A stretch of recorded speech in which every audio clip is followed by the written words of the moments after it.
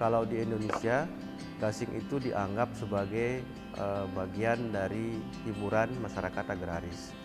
Gasing itu biasanya dimainkan setelah musim panen. Nah, permainannya setelah musim panen itu karena kondisi tanah sawah masih keras, kemudian para petani juga masih memiliki waktu luang untuk bermain tersebut. Berbeda dengan ketika misalnya sudah masuk musim tanam kan, sibukannya berbeda lagi. Bahan pembuatan gasing biasanya berasal dari kayu asam, kayu kesambi, kayu ketimus, kayu busur, kayu kenampir, kayu jeruk monte, dan kayu lengkukun. Baik itu pada gasing kayu maupun pada gasing besi, biasanya pemain diharapkan untuk atau diharuskan untuk memiliki lebih dari satu buah gasing.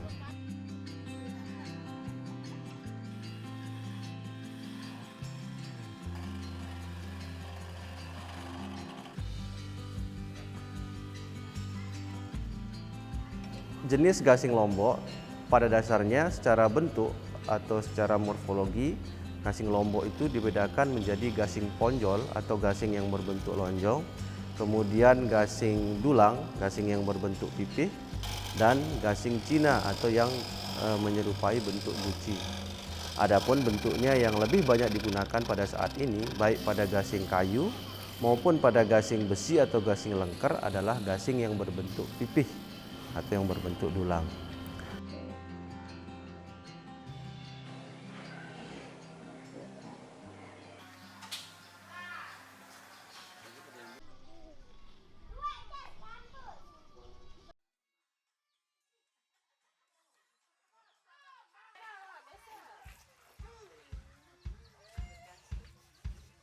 Di Lombok, gasing dilombakan berdasarkan tim, bukan perorangan.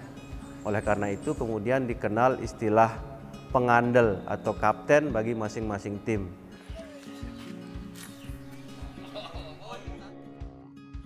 Kemudian dari istilah pukulannya dikenal istilah pelepas atau pengorong dan pemakai atau pemantok.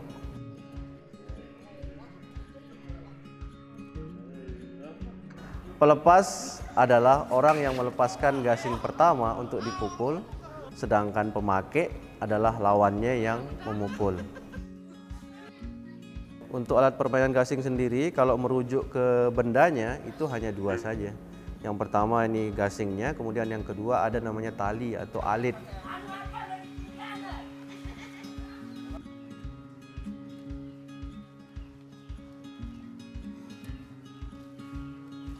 Nah, alit itu biasanya berukuran antara 100 sampai dengan 150 cm. Bahan pembuatnya bisa dari serat batang pisang, kedebong itu. Kemudian bisa dari benang biasa, benang rayon, bisa juga dari serat silinder atau biasanya di sini disebut dengan kelinden. Itu untuk bahan pembuatannya.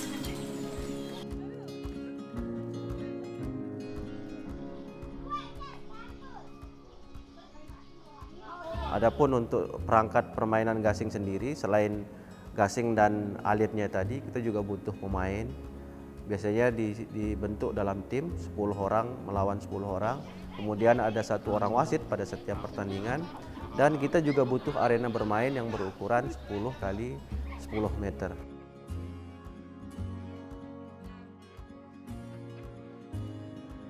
Nah, untuk di Lombok ada pendapat juga yang mengatakan bahwa gasing itu berasal dari permainan melempar kayu pada lantuk atau patok sapi yang lambat laun kemudian berkembang menjadi gasing.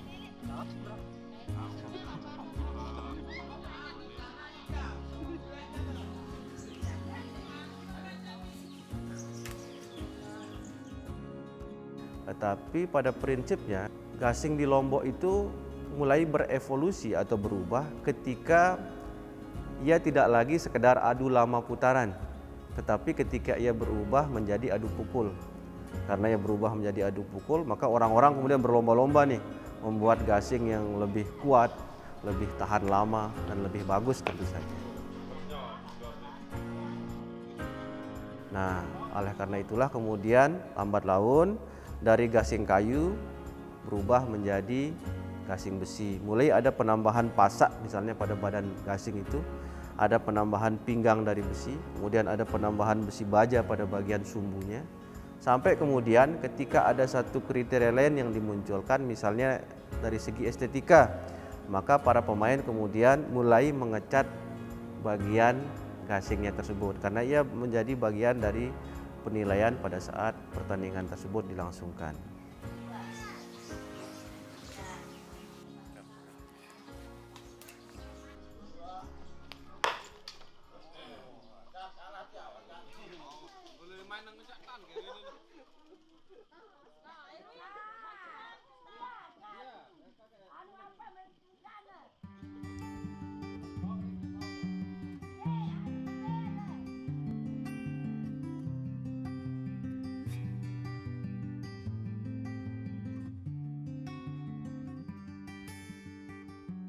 Jadi yang paling mencolok dari gasing ini adalah dimensi ekonominya.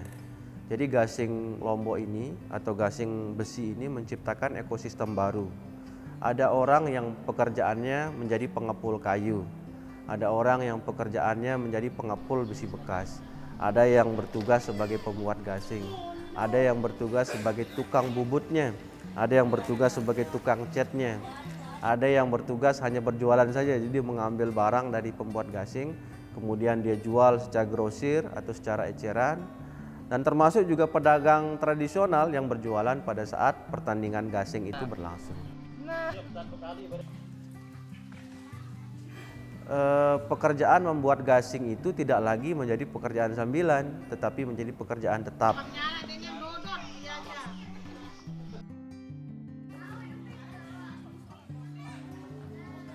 Kemudian yang kedua adalah dimensi sosial.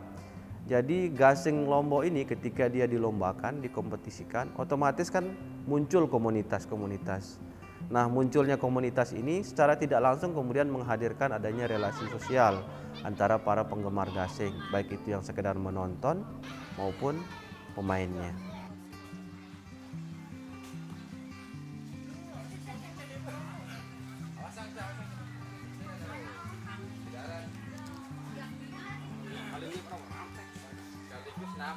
Nah, yang ketiga adalah dimensi budaya. Jadi gasing Lombok ini secara tidak langsung turut membantu pelestarian adat dan budaya daerah. Mengapa demikian? Karena pada saat pertandingan berlangsung, semua perangkat pertandingan itu, baik itu pemain, baik itu panitia, termasuk juga wasit, wajib menggunakan pakaian adat. Jadi itu masuk sebagai bagian dari dimensi budaya.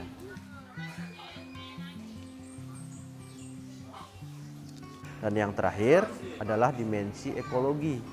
Jadi meskipun ini tidak begitu signifikan ya, tapi penggunaan kayu pada gasing besi turut direduksi atau turut dikurangi.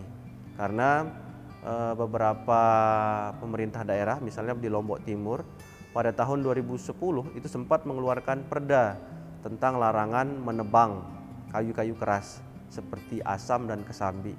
Sementara kita tahu bahwa bahan membuat gasing ini salah satunya kan, salah duanya itu adalah asam dan kesambi.